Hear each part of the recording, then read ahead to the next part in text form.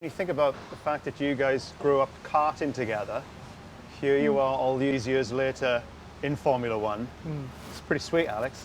It is. It's pretty cool. I mean, Lando was a little bit I was a little bit behind me. Alex was my hero. In height and in age. Still is. But, still is, yeah.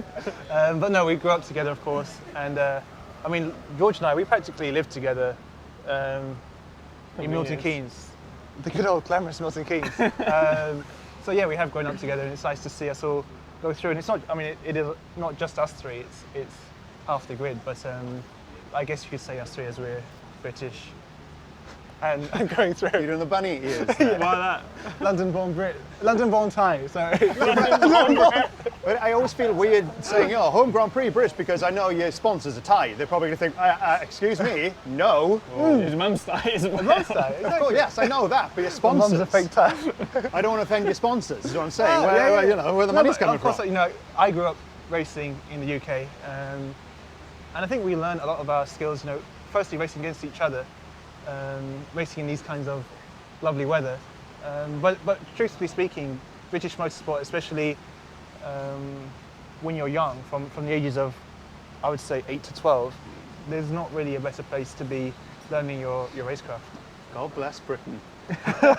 And George. Apart from Thailand's pretty good as well. Yeah. Of course. God bless Thailand too. George, first British Grand Prix with Mercedes.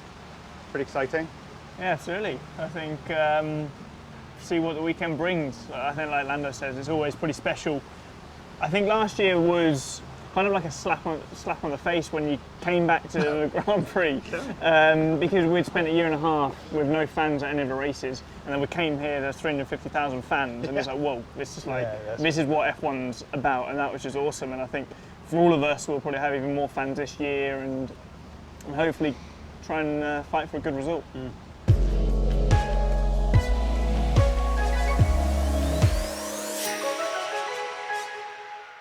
The Ignite partnership is particularly exciting. This is the thing which I respect you so much for. It's not lip service with you. You literally put your money where your mouth is. Yeah. You know, you get stuck in. Thank you. I Amen. appreciate that. Keep Well, doing. I mean, that's the thing that we really need to. I've grown up like everyone. You've seen people say things and use words, but not necessarily follow through. You could call it on sustainability, for example. Sustainability has been on people's list of things within companies, but it's been at the kind of we also recycle, you know. But it's slowly making its way higher and higher up in the chain of importance for for companies, which is important. But this one we're talking about in terms of creating more inclusive environments where people can be themselves and feel that they can be themselves in environments, and they're not picked out because of their gender or their color.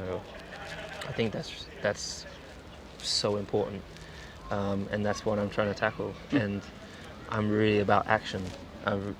There's been a period of time where it's been about voicing it, and there will continue to be times where you have to get attention to continue the conversation going. Because in most scenarios, sometimes these things, people jump on the bandwagon when it's a trendy topic, and then it kind of fades away, and then it stops happening. And I feel like my role is to keep the people that I'm working with on their toes, continue asking the questions, analyzing, because our sport is all based on data, right? Like we're a data-driven industry. They know everything about the car's performance, a team's performance, pit stops, so everything, right? But human performance and for example, like how diverse their team is, for example, some of those things are lacking and missing. And so I'm trying to get all the teams to be a part of a charter. It's not my team's charter, it's a charter for all of us to come together and work towards creating a more inclusive environment, so that people, young kids that are from different backgrounds, look at our sport and go, oh, there's a place for me there. Yeah. That's what I want to do one day. And it shouldn't just be I want to be a racing driver. It should be, I want to be Steve. I want to be, You don't want to be me.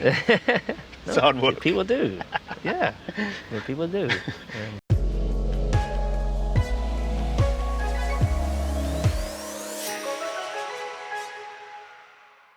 You're leading the World Championship. you're with Red Bull Racing, you've signed a multi-year contract, and it's actually quite unusual. You've signed for multiple years to stay with the team. Charles Leclerc has signed multiple years with Ferrari. That never really happened in the past. What was the stimulus? And you went early. What was it that made you go, right, this is the team that I want to stay with for the majority of my career? The relationship I have within the team with all the people. You know, you need to be able to be yourself as well, and be happy at what you're doing, and where you're doing it at. And all of that, you know, clicked. And of course our goal was to win a championship. We did that. And I believe in the people who are already at Red Bull, who are coming into Red Bull. And yeah, I really believe that we can be successful for a while, you know, and that's why I committed for such a long time. You've never been controversial with your teammates. You've always just got on with what you're doing, but there does seem a real sort of camaraderie there with Checo. He's a more experienced teammate. Does that help sort of carry the burden, if you like, in developing the car, or that's your teammate right now? Well, I get on really well with Checo, and you know, he's a nice guy. He's been in the paddock, of course, for a long time, but never my teammate. And I think already last year we really connected well, which I think is also really nice for the team, on and off track. And we want the same thing from the car as well, so that's always a lot nicer for the whole team, you know, to work with, that you're always looking in the same direction. And yeah, I'm really happy. I never expected it to be this good, to be honest, but yeah, it's always very nice that it turns out to be like this. Your relationship with GP, your engineer, you're like an old married couple. You know, No. he stays so calm when he's telling you, Max, focus. When you're going, this is not right, that's not right, because the emotion in the car is what it is. And then you have the lighter moments where you're kind of joking with each other during a Grand Prix. So I'm always fascinated by the personal relationships. Is that part of something you've stipulated going through, that you want him to be your engineer, or how has that developed in the way it has? Yeah, I got to Red Bull and they said, this is your race engineer, and I was like, okay, well, we'll just get on with it. And it was my first weekend, and of course that was already a crazy weekend. And since then, you know, we always work together. And what I think is very important is with a race engineer, you don't even need to say anything. He knows exactly what you want or what you need from a car, and that he can see that already from the way I'm driving the car. And that over the years has developed really well. So yeah, for sure, for me, I cannot see myself, let's say, without GP on my side as an engineer, because it is super important, you know, to have that good connection and click, basically, to, you know, to get all the performance out.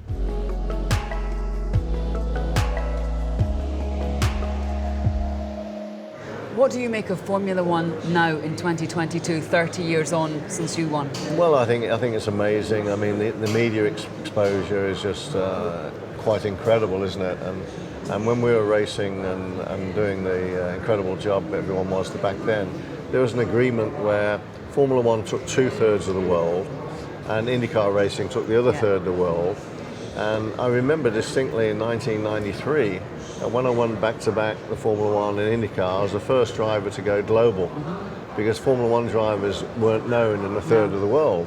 Now Formula One drivers are known throughout the whole world, and what Liberty have done and everything is just truly amazing. And I think the only thing I'd like to think is that in the future they would encourage to get more cars on the grid. Get a full grid of 26 cars again, give younger drivers 6 empty seats which are not filled at the moment.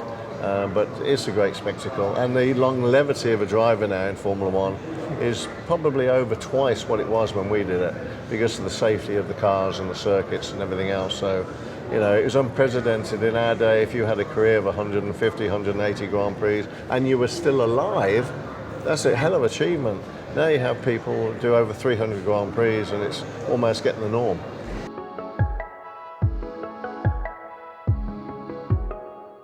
All the best emotions are indescribable, aren't they?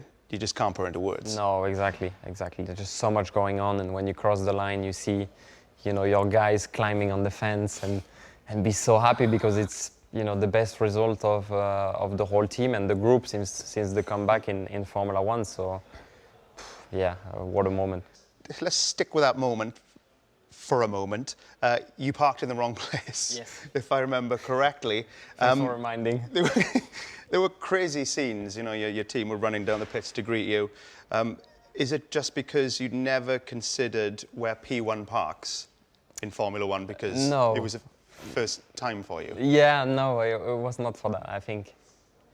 just full emotions. You know, the guys talking to me in the radio, and to be fair, they told me, box this lap, park in P1, and I knew where that was, but for some reason, I mean, I've done 66 laps of defending going through there, so I don't know. I kept going, and I probably mixed from where it was, in qualifying. Because in qualifying they stop on the grid to where you start in Parc Fermé. But then I was quite scared because I thought, I did some more meters, so the fuel, how it's gonna be, you start to freak out. Yeah. and I basically cruised down, put in neutral, and stopped just after. And then I had the worst run of my life with my floppy legs, after 66 laps doing a 2-hour race. It doesn't feel right to be running, but I found the strength. I spoke to some of your teammates, and there were tears there at the end. Yeah, it was I think awesome. your trainer Tom, remember seeing one of your handlers, James, crying like a big baby, and that must have been nice. Yeah, it was awesome. Nice. It was a fantastic moment that we all lived together, really, and all the people that you are mentioning, they work so hard to leave those, to be able to leave those emotions, and when it happened, I was very happy to be all together to leave those.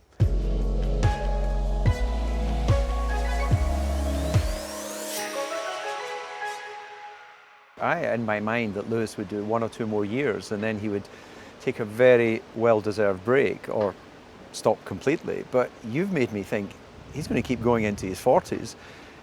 How many more years are you going to continue this journey? If Lewis is still there, you're still going to be on the front line of Formula One.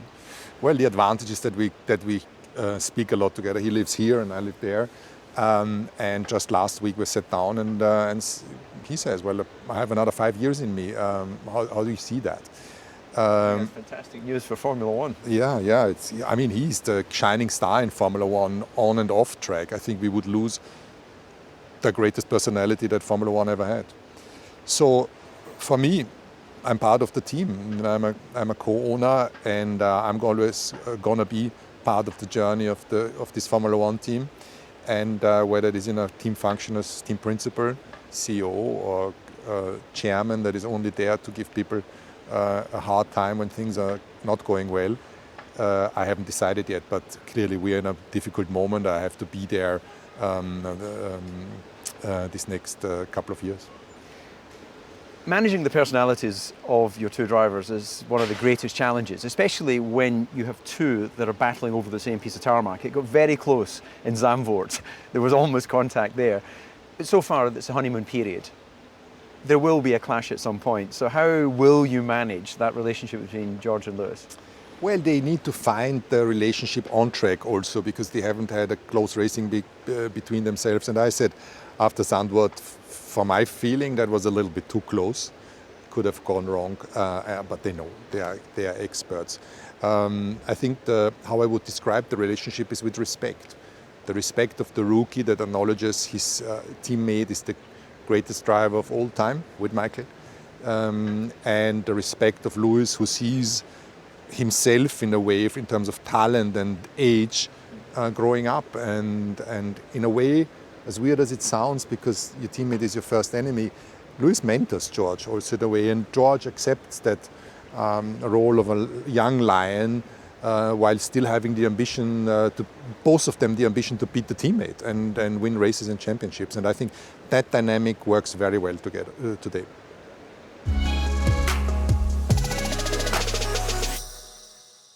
How do you continue the momentum for next year? Because we're in a period of the rules start to stabilise for a few years.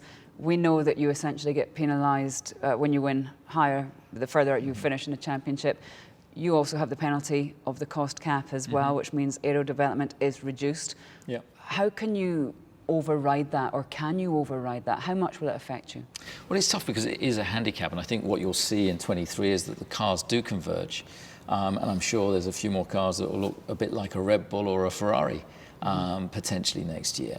But we just have to apply ourselves effectively, efficiently, And we've got to be creative in our thinking and selective in what we develop, because the handicap in the lack of wind tunnel time is significant. We'll have 15% less time than second place next year and 20% less than the third place team. So they're big numbers. And I think what we've lost in wind tunnel time, we've gained in motivation, we've gained in determination, where we've got a team full of people here that are absolutely committed to try and retain the level of performance that we've worked so hard to be able to achieve again. And I think having got this number one on the car, having regained the Constructors' World Championships for the first time with the Constructors since 2013, there's a huge motivation to maintain at that level. So you will be hampered. Formula One's not a sport where you can just pick up this year's car and drop it onto a track for next year.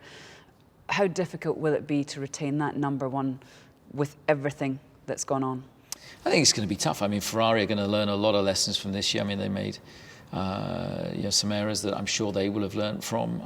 Mercedes obviously dropped the ball this year, but they'll be back. They're a quality team that has strength and depth, so I've got no doubt they'll turn up with a competitive car and with obviously competitive drivers next year. So it's going to be intense, and I'm sure it's going to be very tight. I don't think we'll be sitting here saying that we've won 14 Grand Prix with one driver and 16 races out of the 20-odd races that we've done so far. So it's going to be a challenge. It's going to be intense, but we're up for that challenge. We're looking forward to that challenge.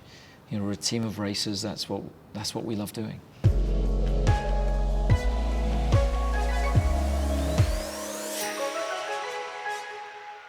But I just wondered if it was a slightly bitter pill to swallow, watching Red Bull and Max Verstappen going to another level in 2022. It was definitely not easy, I think. I think it's more the big, ugly number one. That's as big as you could put it on the car. No, I was kidding. I'm not really fazed by any of these things as much as I think some people like to think that maybe they'll say things or do things hoping for a reaction, but I really just am chilled. I don't really care about those things. Of course, I would have loved to have been at the forefront fighting and battling with them, but it's been an interesting journey seeing what they've been going through and what they've it's been interesting. One of the other things is I've never really sat and thought about is when you come to these races in these seasons, you're so focused on you arrive and you do your job.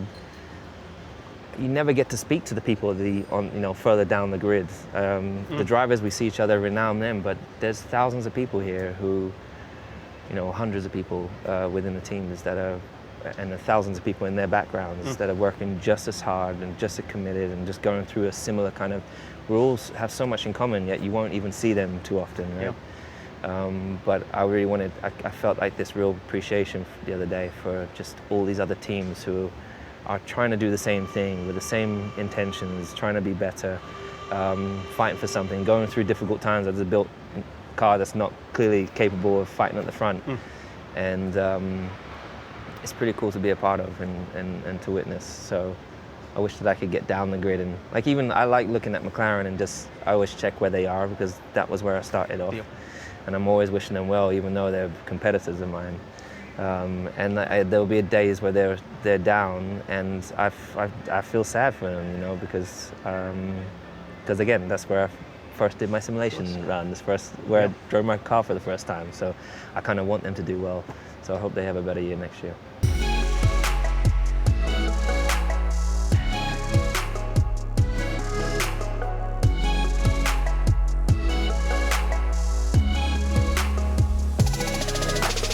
It has been a long, long season.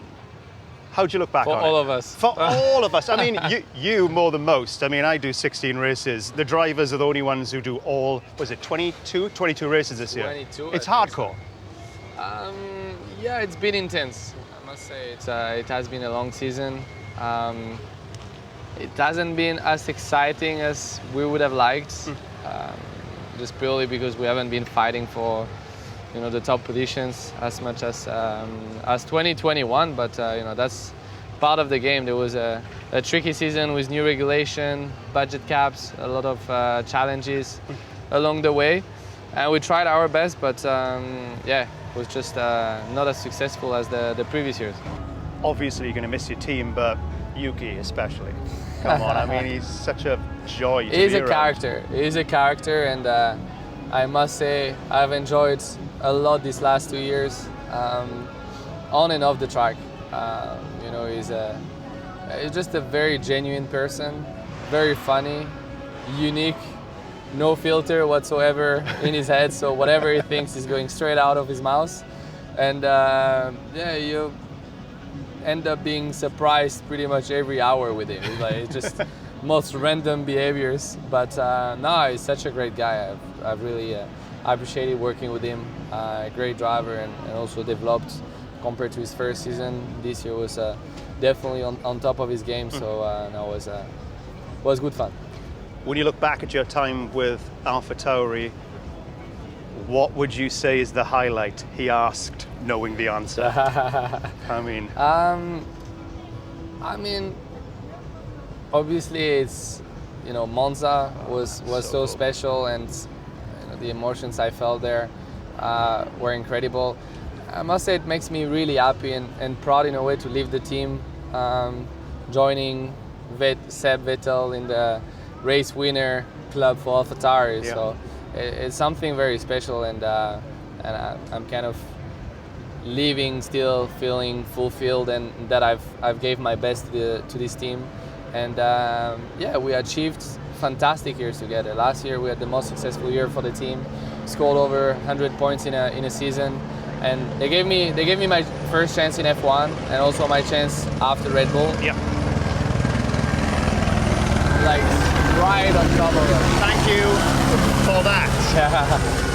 Sorry, continue. Man. Yeah. So they also welcomed me back after Red Bull and gave me you know, another chance to display my skills, my abilities, my yeah, my talent basically, and yeah, for sure I'll be forever grateful for that.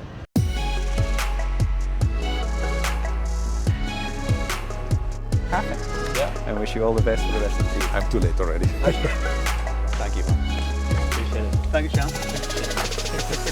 Thank you, Pierre. Thank you. Cheers, man. Good night. Good night. Good night.